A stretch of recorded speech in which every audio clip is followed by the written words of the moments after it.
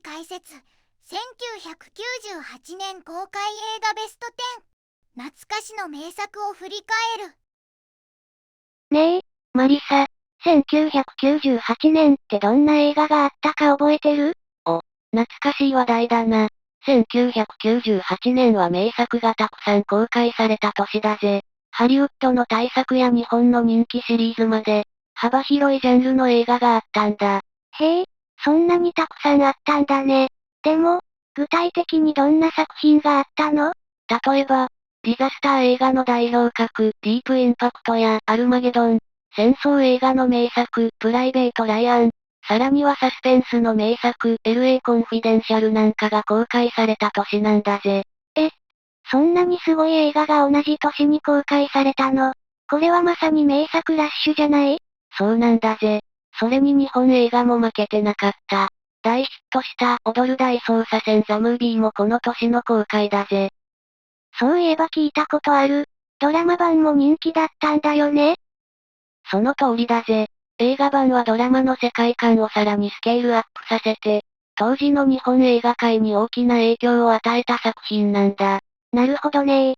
それじゃあ、今日はそんな1998年に日本で公開された映画の中から、特に話題になった名作をランキング形式で振り返っていくってこと？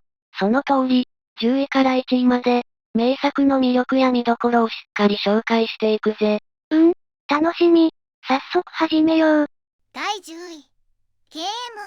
さて、1998年公開映画ランキング、第10位は、ゲーム。これはデビッド・フィンチャー監督のサスペンス映画だな。1997年にアメリカで公開されて、日本では1998年2月7日に上映された作品だぜ。デビッド・フィンチャーって、セブンとかファイトクラブを撮った監督でしょ？すごい人じゃん。その通りだぜ。フィンチャーは映像の緻密さや巧妙なストーリーテリングで有名な監督なんだ。ゲームは、そんな彼の才能が光る作品で、ミステリーとサスペンスが絡み合った名作なんだぜ。どんな話なの？主人公は、マイケル・ダグラス演じる大富豪のニコラス・バン・オートン。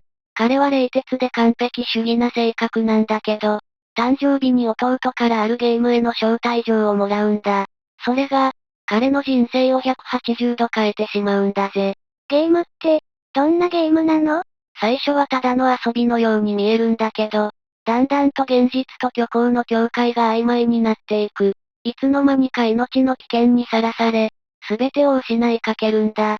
誰を信じていいのかもわからない状況に追い込まれていくっていう、めちゃくちゃスリリングな展開なんだぜ。それ、めっちゃ怖いじゃん。途中でやめられないの？それが、このゲームの恐ろしいところなんだ。普通のゲームなら降りることもできるけど、このゲームは本人の意思とは関係なく続いてしまうんだ。何が現実で、何が仕組まれたものなのか、観客も一緒に混乱していく感じが最高に面白いんだぜ。すごいね。それで結末はどうなるの？結末は、ネタバレになるから詳しくは言えないけど、最後のどんでん返しが衝撃的なんだ。すべてが終わった時、見た人の考え方がガラッと変わるような演出になってるんだぜ。なるほど。デビッド・フィンチャーらしい映画だね。ただのサスペンスじゃなくて、心理的な恐怖も味わえるってことか。そうなんだ。フィンチャー作品が好きな人には絶対おすすめだぜ。それにマイケル・ダグラスの演技も最高だから、緊張感が半端ないんだ。すごく気になる映画だね。じゃあ、次のランキングも見ていこう。第9位。恋愛小説家。さて、1998年公開映画ランキング、第9位は、恋愛小説家。これは心温まるラブストーリーと人間ドラマが融合した作品だぜ。現代は As Good as It Gets で、1997年にアメリカで公開され、日本では1998年3月7日に上映されたんだ。あれ？ラブストーリーなのに恋愛小説家ってタイトルってことは、主人公は小説家なの？その通り、主人公はジャック・ニコルソン演じるメルビン・ユードル。彼は人気の恋愛小説家なんだけど、実際は偏屈で自己中心的、そしてかなりの潔癖症という変わり者なんだぜ。それで恋愛の話になるの？そこがこの映画の面白いところなんだ。メルビンは人間関係が苦手で、周りの人とまともに会話するのも難しい。でも、唯一心を許してるのが、ヘレン・ハント演じるキャロルっていう女性なんだ。キャロルって、どんな人？キャロルはシングルマザーで、レストランのウェイトレスとして働いてるんだ。彼女は持病を持つ息子を抱えてて、毎日苦労しながら生活してる。でも、そんな彼女の明るさや優しさに、少しずつメルビンが心を開いていくんだぜ。なるほど。だんだん変わっていくタイプのラブストーリーなんだね。そうそう。さらにもう一人重要なキャラクターがいるんだ。それがグレッグ・キニア演じるサイモン。彼はメルビンの隣人で、芸の画家なんだけど、ある事件がきっかけで人生が大きく変わることになる。ちょっと待って、その3人ってどう関わってくるの？実はサイモンが事件に巻き込まれて大変なことになっちゃうんだ。それをきっかけに、メルビン、キャロル、サイモンの3人が一緒に旅に出ることになって、それぞれの人生が交差していくんだぜ。面白そう。ただの恋愛映画じゃなくて、人間ドラマの要素も強いんだね。まさにその通り。それにジャック・ニコルソンとヘレン・ハントの演技が素晴らしくて、二人ともこの作品でアカデミー賞主演男優賞と主演女優賞を受賞したんだ。主演2人が揃って受賞。それってかなりすごいことじゃない？そうなんだ。映画のストーリー自体も素晴らしいけど、俳優たちの演技力がさらに作品を引き立ててるんだぜ。なるほどね。ちょっと癖のある恋愛映画だけど、最後には心が温まる感じなのかな？まさにそんな感じだぜ。最初は偏屈だったメルビンが、キャロルとの関係やサイモンとの交流を通じて、少しずつ変わっていく。その変化が見ていてとても感動するんだ。ちょっと気になる映画かも。よし、次の映画も見ていこう。第8位、フェイス、オフ。さて、1998年公開映画ランキング、第8位は、フェイスオフ。おお、これはアクション映画の傑作だぜ。ジョン・ウー監督による超ハードボイルドな作品で、日本では1998年4月25日に公開されたんだ。ジョン・ウーって、ミッション・インポッシブル2とかでも有名なアクション監督だよね。その通りだぜ。彼は独特なスローモーション演出や二丁拳銃のガンアクションで知られる監督なんだ。フェイスオフは、そんな彼のアクション演出が全開の作品だぜ。タイトルのフェイスオフって、顔が関係してるの？そうなんだ。物語の中心にあるのは顔の入れ替えっていう衝撃の設定だぜ。顔を入れ替えるってどういうこと？物語の主人公は FBI 捜査官のショーン・アーチャー、ジョン・トラボルタ。彼はテロリストのキャスター・トロイ・ニコラス・ケイジを追っているんだが、ある日、キャスターが昏睡状態に陥るんだ。じゃあ事件は解決したんじゃないの？と思うだろ？でも問題は、キャスターがどこかに仕掛けた大量破壊兵器の情報がわからないことなんだ。そこでショーンは、驚くべき作戦に出るんだぜ。まさか、そう、科学技術を使ってキャスタートロイの顔を自分に移植して、彼になりすますんだ。そんなことができるの？映画だからな。でも、さらに衝撃的なのはここからだぜ。昏睡状態だったはずのキャスタートロイが目を覚まして、逆にショーンの顔を自分に移植させるんだ。ちょっと待って。じゃあ、ショーンは悪役の顔で生きることになって、キャスターは FBI 捜査官として動き回るってこと？まさにそういうことだぜ。二人の立場が完全に逆転してしまって、本物のショーンは犯罪者扱いされ、キャスターは FBI の内部に入り込むという絶望的な状況になるんだ。なんて恐ろしい展開。でもそれって、どうやって元に戻るの？それは実際に映画を見てのお楽しみだぜ。ただ、この映画の最大の見どころは、ジョン・トラボルタとニコラス・ケイジの演技なんだ。二人は顔が入れ替わることで、それぞれ相手の演技をしなきゃならないんだぜ。それってすごく難しそう。そうなんだ。でも二人とも本当に見事に演じきってるから、顔が入れ替わった後も、ちゃんとキャラクターがそのまま生きてるように感じるんだぜ。うわぁ、それは絶対に見たくなるね。アクションもすごそうだし、ストーリーもめちゃくちゃ緊迫してる感じがする。その通り、銃撃戦、カーチェイス、爆破シーン、そして激しい肉弾戦、アクション好きにはたまらない映画だぜ。これは絶対に見なきゃ。よし、次の映画も行ってみよう。第7位、アルマゲドン。さて、1998年公開映画ランキング、第7位は、アルマゲドン。来たな。これは、まさに王道のパニック SF 映画だぜ。1998年12月12日に日本で公開されて、社会現象級の大ヒットを記録したんだ。そんなにすごい映画なの？ああ、監督はマイケル・ベイ、プロデューサーはジェリー・ブラッカイマー。つまり、派手な爆発と熱いドラマがてんこ盛りの超娯楽大作だ。なんかもう、すごそうな雰囲気が漂ってるね。どんなストーリーなの？物語の始まりは、地球に向かって時速約3万 5000km で巨大隕石が接近しているという衝撃のニュースからだ。NASA が調査した結果、もし衝突すれば地球は壊滅的な被害を受け、人類は絶滅の危機に陥るんだ。ひゃあ。それ、絶望的すぎない？そこへ立ち上がるのが、宇宙飛行士。じゃなくて、なんと石油掘削のプロフェッショナルたちなんだ。ちょっと待って、どういうこと？ NASA は隕石を破壊するために、核爆弾を隕石の内部に埋め込む作戦を立てるんだけど、問題はその穴を掘る技術がないんだ。そこで呼ばれたのが、ブルース・ウィリス演じる石油掘削のスペシャリスト、ハリー・スタンパーなんだぜ。なるほど。だから宇宙飛行士じゃなくて、掘削のプロが必要だったのか。そういうことだ。ハリーは個性的な部下たちを率いて、NASA の特訓を受け、スペースシャトルで隕石へと向かうんだ。そこで彼らは命がけで掘削を行い、核爆弾を仕掛けることになるんだぜ。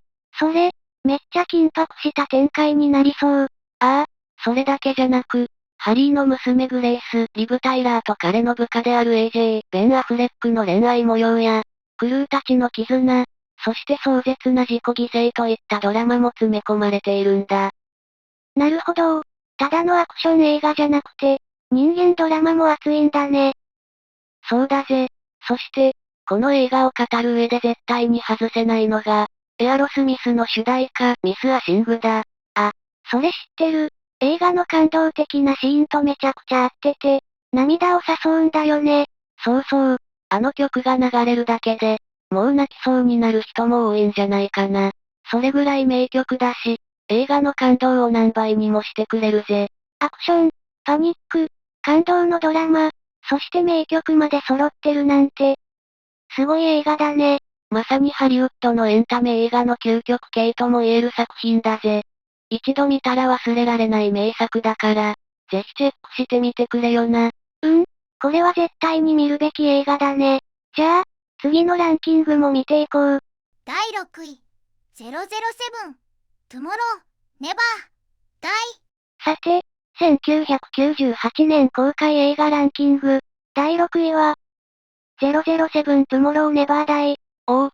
これは名作スパイ映画007シリーズの第18作目だぜ。ピアース・ブロスナンがジェームズ・ボンドを演じる2作目の作品で、日本では1998年3月14日に公開されたんだ。007って、いろんな俳優がボンドを演じてるけど、ピアース・ブロスナンってどんなボンドなの？ブロスナン版ボンドは、スマートで洗練されていて、クールなスパイって感じだな。アクションもスタイリッシュで、90年代のボンド映画の象徴的な存在だぜ。なるほど。で、この映画のストーリーはどんな感じなの？今回の敵は、エリオット・カーバーっていうメディア王。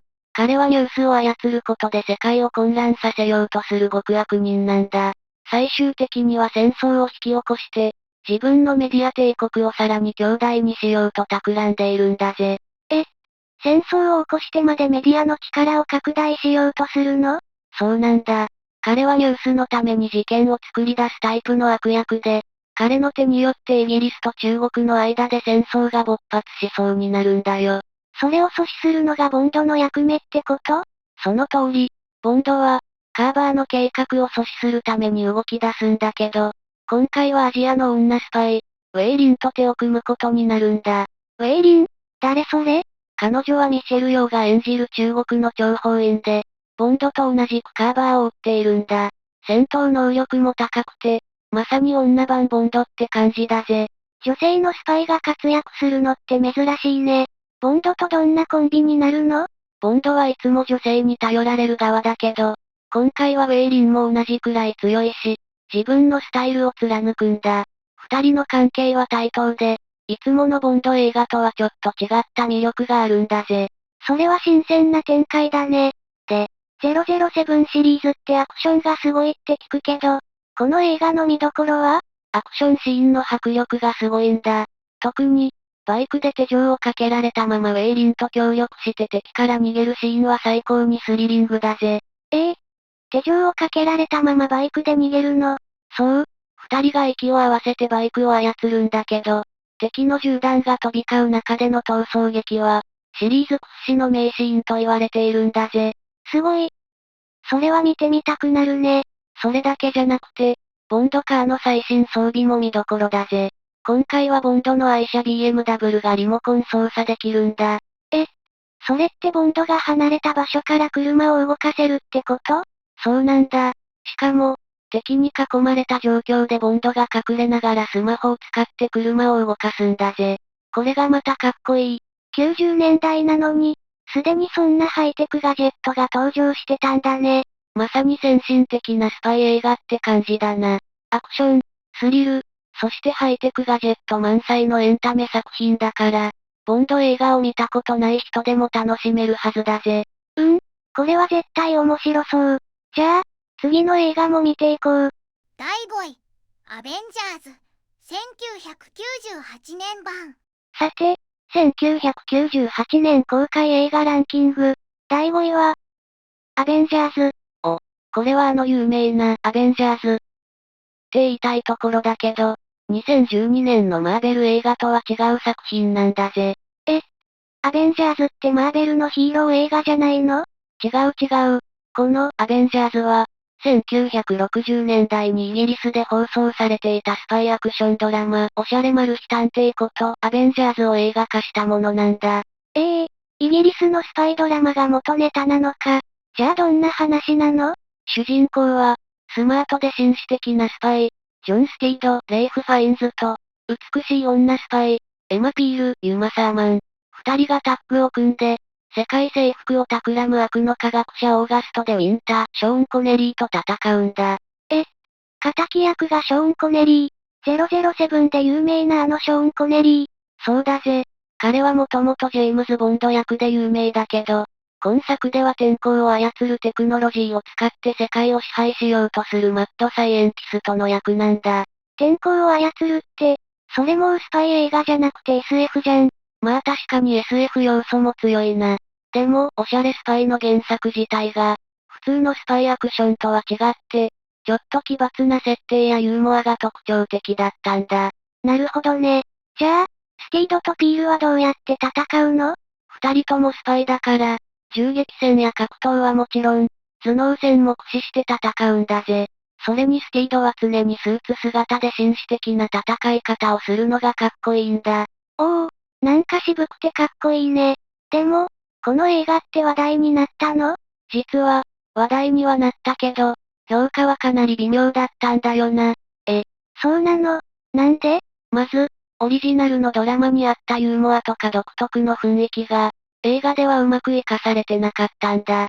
それに脚本の出来が悪くて、ストーリーがまとまりきれてなかったっていう批判が多かったんだぜ。スパイ映画としては面白そうだけど、完成度に問題があったってことか。そういうことだ。でも、ユマ・サーマンやレイフ・ファインズ、ショーン・コネリーっていう豪華なキャストが出演してるし、映像の雰囲気はおしゃれだから、好きな人にはハマる作品ではあると思うぜ。なるほどね。スパイ映画好きなら一度は見てもいいかも。まあ、期待しすぎなければ楽しめると思うぜ。それじゃあ、次の映画に行ってみよう。第4位、プライベート、ライアン。さて、1998年公開映画ランキング、第4位は、プライベート・ライアン。来たな。これは戦争映画の金字塔とも言える作品だぜ。スティーブン・スピルバーグ監督による壮絶な戦争ドラマで、日本では1998年9月26日に公開されたんだ。スピルバーグ監督って、ジュラシックパークや E.T. の人でしょ？でもこれは戦争映画なんだね。そうだぜ。しかもただの戦争映画じゃない。第二次世界大戦のノルマンディー上陸作戦をリアルに描いた、めちゃくちゃ衝撃的な作品なんだ。ノルマンディー上陸作戦って、もしかして D-Day？ そう、それだ。1944年6月6日に連合軍がドイツ占領下のフランスに上陸した作戦のことだな。映画の冒頭で、その戦闘がものすごくリアルに描かれていて、見る者を圧倒するんだぜ。どんな感じなの？冒頭の上陸シーンは、20分以上にわたって続くんだけど、銃弾が飛び交い、爆風が巻き起こり、兵士たちが次々と倒れていく、まるで戦場にいるかのような臨場感がすごいんだ。うわぁ。想像するだけで怖い。実際に戦争を経験した退役軍人たちも、この映画を見てまるで当時の戦場に戻ったようだって語るほどリアルなんだぜ。そんなにリアルに描かれてるんだ。で、肝心のストーリーは？物語の中心になるのは、トム・ハンクス演じるミラー隊と彼の部隊だ。彼らは戦場のど真ん中で、ある特別な任務を受けることになるんだ。特別な任務？そう、それがプライベート・ライアン。つまりライアン二等兵を戦場から救い出すことなんだ。なんでそんなに特別な兵士なの？ライアンには3人の兄がいたんだけど、彼らはすでに戦死してしまったんだ。それを知ったアメリカ軍司令部は、せめて彼だけでも家に帰すべきだと考えて、ミラー隊たちに救出命令を出すんだぜ。なるほど。家族のための特別なミッションなんだね。でも、それってめちゃくちゃ危険そう。その通りだ。ミラー隊たちは、戦火の中を進みながらライアンを探すんだけど、次々と仲間が倒れていくんだ。戦場の過酷さと、一人を救うために多くの命を危険にさらすことの葛藤が描かれているんだぜ。それは、すごく考えさせられる話だね。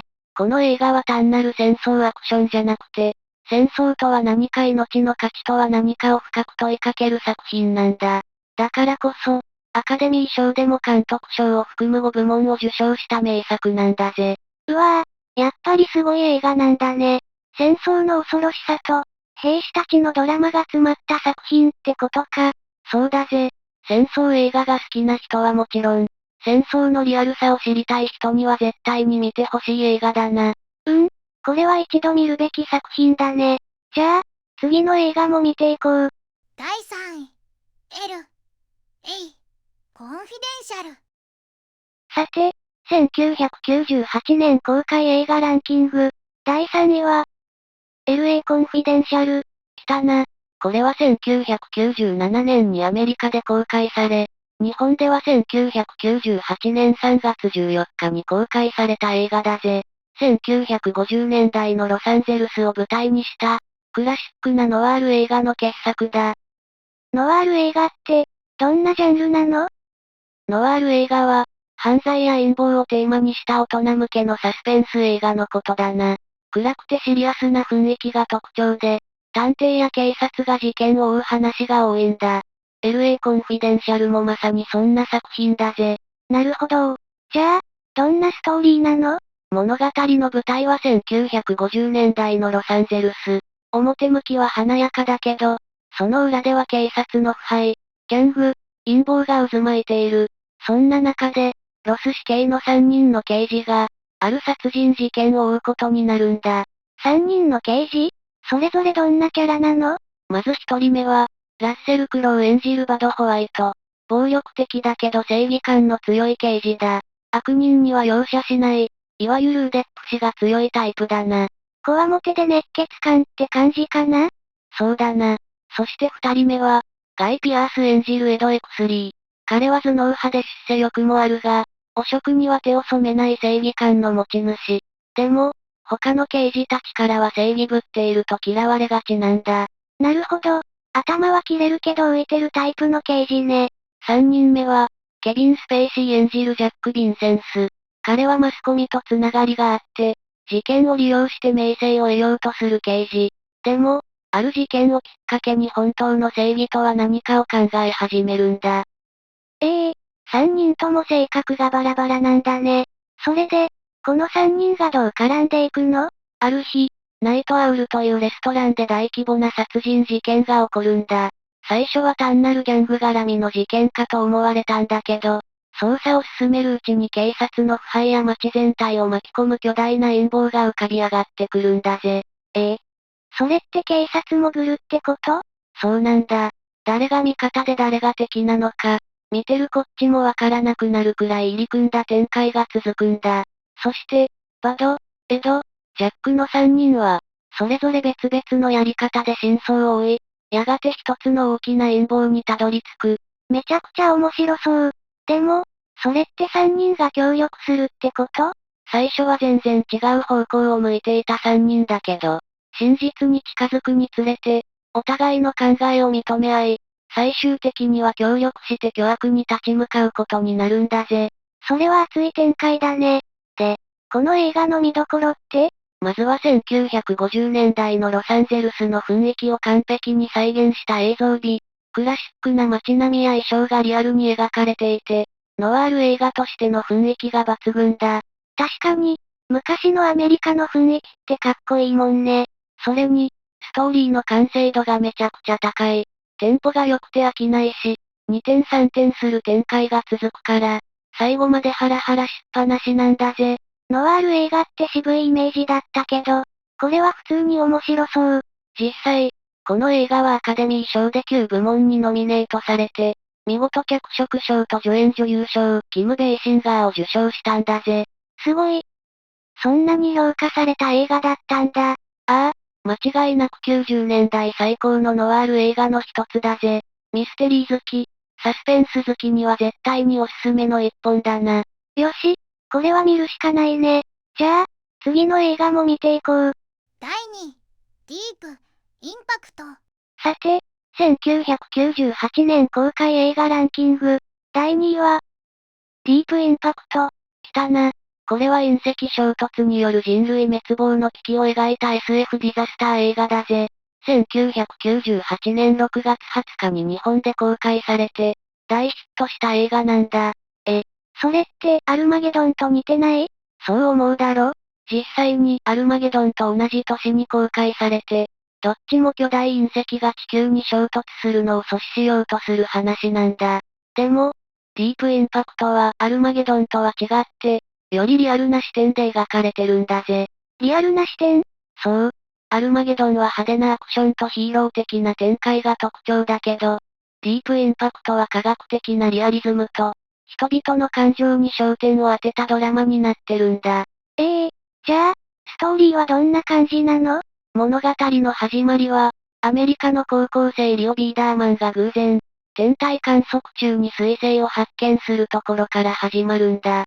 それが後にビーダーマン彗星と名付けられるんだけど、天文学者たちが計算した結果、なんとその彗星が地球に衝突することが判明するんだ。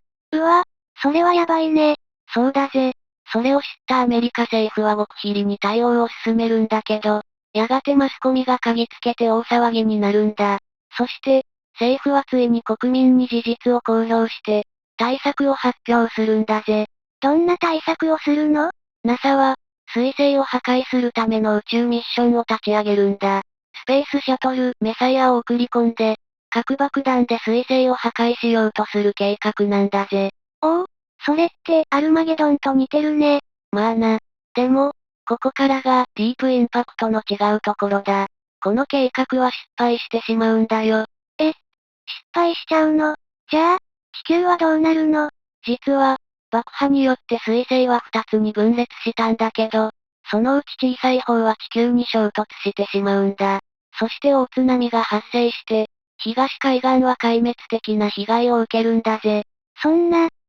じゃあ、もう助かる方法はないの？政府はすでにノアの箱舟計画っていう、生き残るための地下シェルターを用意してたんだ。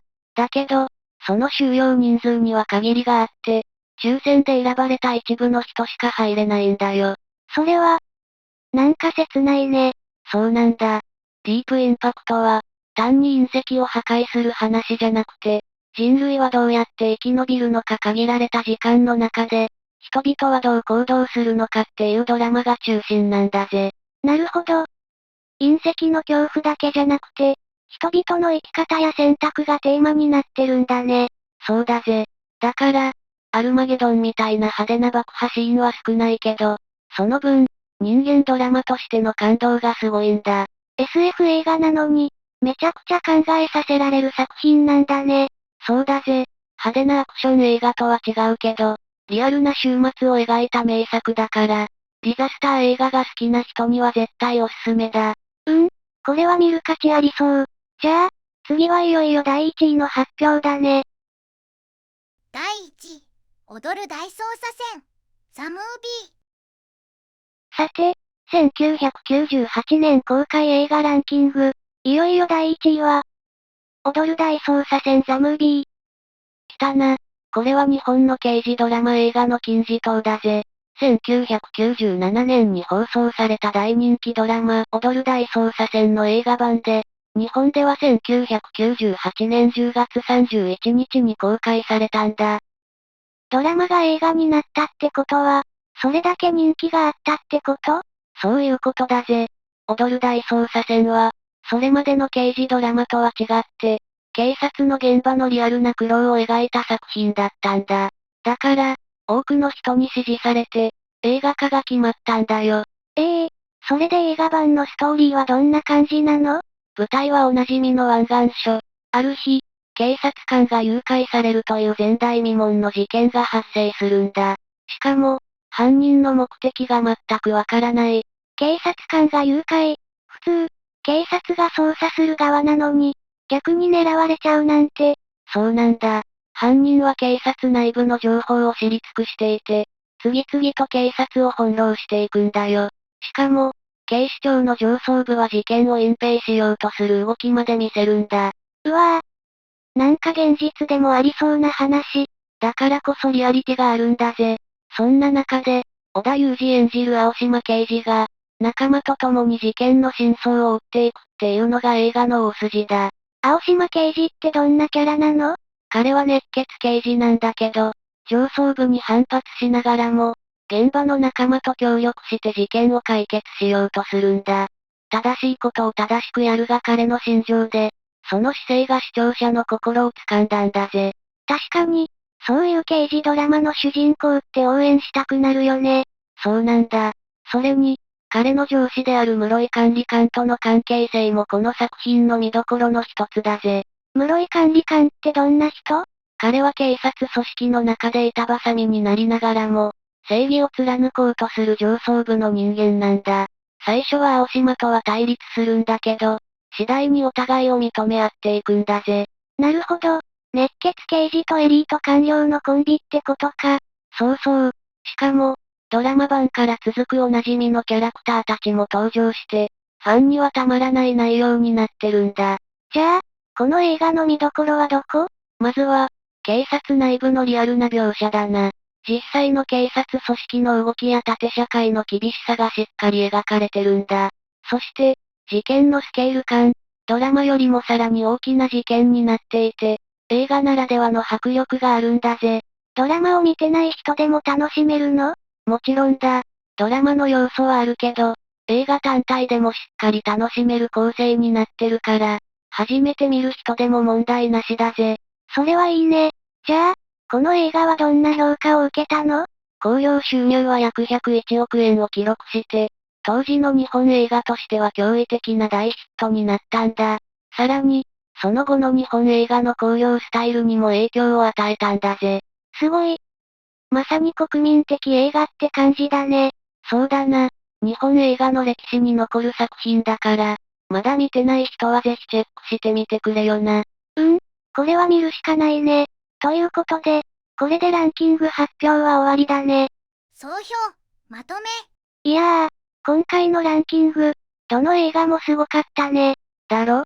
1998 年はまさに映画の当たり年だったんだぜ。ハリウッドの大作も、日本映画も、それぞれに強い個性があって、どれも見応え抜群だったな。